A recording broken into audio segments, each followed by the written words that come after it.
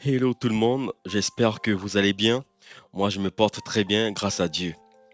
Vous êtes-il déjà arrivé de pouvoir rêver, d'avoir des rêves ou des songes, ou aussi de voir des visions?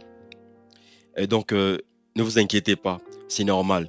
C'est une des capacités ou des facultés que Dieu a mises à l'intérieur de l'être humain. C'est un des moyens que Dieu utilise pour nous communiquer, nous parler, nous adresser des messages, les rêves et des visions. Mais alors, quelle est la différence? Ou bien quelle différence pouvons-nous faire entre une vision et un rêve ou un songe? Nous allons le voir dans quelques secondes. Alors, qu'est-ce qu'un rêve? Qu'est-ce qu'un songe? Déjà, nous devons comprendre que songe et rêve sont interchangeables. Ça veut dire à peu près, ou ça veut dire la même chose. Mais très souvent, dans le jargon chrétien, on va utiliser songe pour faire la distinction entre les rêves que les êtres humains, tous les êtres humains peuvent recevoir, et les songes, les messages qui viennent de la part de Dieu. Mais en réalité, songe et rêve veulent dire la même chose. Vous voyez, souvent on va parler de rêves prémonitoires pour les songes ou les rêves normaux tout court. Donc, un rêve, c'est un ensemble d'images, un ensemble d'informations, un ensemble de paraboles, d'énigmes que nous recevons alors que, bien que nous voyons, alors que nous sommes endormis dans un profond sommeil. Vous voyez, c'est un ensemble de choses que nous voyons lorsque nous sommes endormis dans un profond sommeil. Et nous allons prendre un passage justement pour appuyer cela. On va prendre le livre de Job 33, à partir du verset 14. La Bible dit ceci. Dieu parle en effet tantôt d'une manière ou tantôt d'une autre, ou bien encore une fois et deux fois. Mais l'on y prend par garde, par des rêves, par des visions nocturnes. Visions nocturnes, quand les hommes tombent dans un profond sommeil, quand ils dorment sur leur couche. Vous voyez. Verset 16, alors il ouvre l'oreille aux hommes et scelle leur châtiment, afin de détourner l'être humain de ses actions et de couvrir l'orgueil loin de l'homme fort. Vous voyez? Donc, au travers des rêves, donc, nous recevons les rêves lorsque nous sommes endormis dans un profond sommeil, dans notre couche. Et ici, vous voyez dans le passage, ils ont utilisé deux expressions. Ils ont utilisé rêve, ils ont mis une virgule, vision nocturne. En principe, les rêves sont également des visions, mais ce qu'on appelle des visions nocturnes. C'est des choses que nous voyons durant la nuit, dans un profond sommeil. Donc, les rêves sont aussi des visions nocturnes.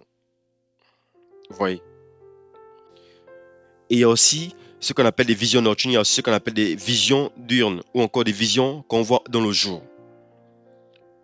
Et donc, la différence entre un rêve et une vision se trouve à ce niveau. La vision, elle, elle est reçue alors qu'on est encore réveillé. On n'est pas obligé de dormir pour avoir une vision. Mais pour avoir un rêve, il faut automatiquement être plongé dans un sommeil. Mais pour avoir une vision, ce n'est pas forcément le cas. Vous voyez, des visions, on peut les avoir même en étant éveillé, avec les yeux ouverts en plus. On peut avoir des visions. Mais le rêve, il faut automatiquement, systématiquement, que l'homme soit plongé dans un profond sommeil. Nous allons voir un exemple, un autre passage, c'est Nombre. Nombre chapitre 12, à partir du verset 1. La Bible dit ceci. Alors Myriam et Aaron parlèrent contre Moïse au sujet de la femme éthiopienne qu'il avait prise, car il avait pris une femme éthiopienne. Et ils dirent, est-ce seulement par Moïse que Yahweh parle? N'est-ce pas aussi par nous qu'il parle? Et Yahweh entendit cela. Moïse était un homme très humble, plus que tout autre être humain sur la face de la terre. Et soudain, Yahweh dit à Moïse, à Aaron et à Myriam, vous trois allez à la terre d'assignation, et ils allèrent eux trois. Alors Yahweh descendit dans la colonne de nuée et s'éteint à l'entrée de la tente, puis il appela Aaron et Myriam, qui s'avancèrent tous les deux. Et il dit, écoutez maintenant mes paroles. Lorsqu'il y aura parmi vous un prophète, moi qui suis Yahweh, je me ferai bien connaître à lui en vision, et je lui parlerai en rêve. Il n'en est pas ainsi de mon serviteur Moïse qui est fidèle dans toute ma maison. Vous voyez, il dit quoi? Lorsqu'il y aurait un prophète parmi vous, moi qui suis Yahweh, je me ferai bien connaître à lui en vision et je lui parlerai en rêve. Vous savez, les visions sont un moyen que le Seigneur, que Dieu, le créateur du ciel et de la terre, le Dieu d'Abraham, d'Isaac et de Jacob, utilise très souvent pour se révéler, se faire connaître aux hommes.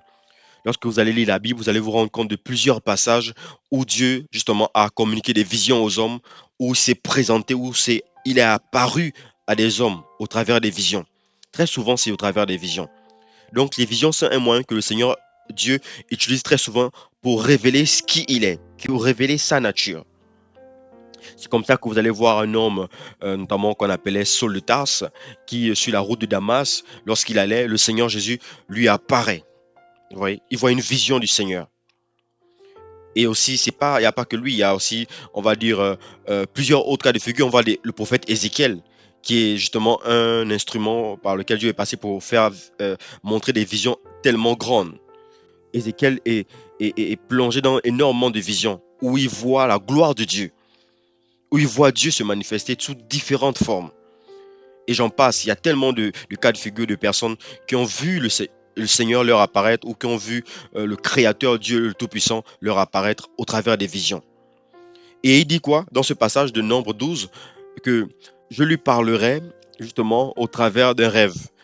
Les rêves sont un moyen que Dieu utilise très souvent, comme on l'a vu dans le livre de Job 33, que Dieu utilise très souvent pour nous communiquer des messages, pour nous parler. Vous voyez? Donc, il ne faudrait pas aussi négliger les rêves, il ne faudrait pas négliger les visions. Vous voyez? C'est vrai qu'après maintenant, il faut savoir discerner quand une vision vient de Dieu ou elle ne vient pas de Dieu, ou quand une vision ou un songe vient de Dieu ou quand il ne vient pas de Dieu. L'être humain a reçu cette faculté de pouvoir rêver et avoir des visions. C'est le moyen par lequel le monde invisible communique avec le monde visible ou le monde physique, bien communique avec l'être humain. Donc quand Dieu veut communiquer avec l'être humain, il utilise les visions, il utilise aussi les rêves. De la même façon aussi, parce que c'est les canaux de communication, d'autres entités ou bien d'autres choses peuvent utiliser ces canaux pour nous communiquer des messages. Hormis Dieu, il y a Satan, il y a les démons également qui peuvent communiquer aux hommes à travers les visions et les songes. Vous voyez?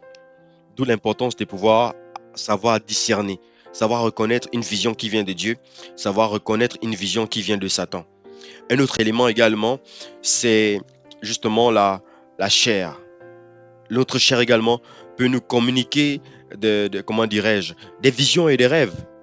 La Bible dit que les rêves viennent par la multitude des pensées que nous avons. Oui. Au travers des pensées que nous pouvons avoir la journée, tout ce que nous pouvons être focus sur un sujet, une idée ou une chose, une personne, toute la journée, penser à la personne et la nuit la voir dans un rêve. Vous voyez? Donc, il est très important d'avoir le discernement. Quand on est beaucoup utilisé ou bien quand on a cette capacité de rêver ou d'avoir des visions. Ce discernement nous vient justement au travers de plusieurs outils, plusieurs éléments. Un, le discernement nous vient au travers, en tout cas pour ceux qui sont des chrétiens, par l'Esprit de Dieu qui habite en eux. L'Esprit de Dieu qui habite en toi, justement le témoignage de l'Esprit en toi, par le Saint-Esprit en toi, tu peux savoir que un rêve est du Seigneur ou n'est pas du Seigneur, ou une vision est du Seigneur ou elle n'est pas du Seigneur. Vous voyez? Donc, bien sûr, cette capacité-là, elle n'est pas donnée à tout le monde parce que tout le monde n'est pas converti. Il faut être un chrétien, il faut être un disciple de Jésus, il faut être converti pour avoir cette capacité, avoir l'Esprit de Dieu en toi qui puisse te parler, te communiquer justement des paroles, bien t'aider à discerner ce qui est de Dieu et ce qui n'est pas de Dieu. Un autre élément également, le discernement peut également nous venir au travers de la connaissance des Écritures, au travers de la connaissance de la parole, de la connaissance de la Bible. Quand tu connais les Écritures, tu connais la Bible, tu peux avoir la capacité de pouvoir discerner facilement les rêves qui viennent de Dieu et les rêves qui ne viennent pas de Dieu, ou encore les visions qui viennent de Dieu et celles qui ne viennent pas de lui au fait. Et un autre élément aussi, bon, pour l'élément par rapport à la parole du Seigneur, il faut méditer la parole, il faut étudier les Écritures. Il faut lire la parole.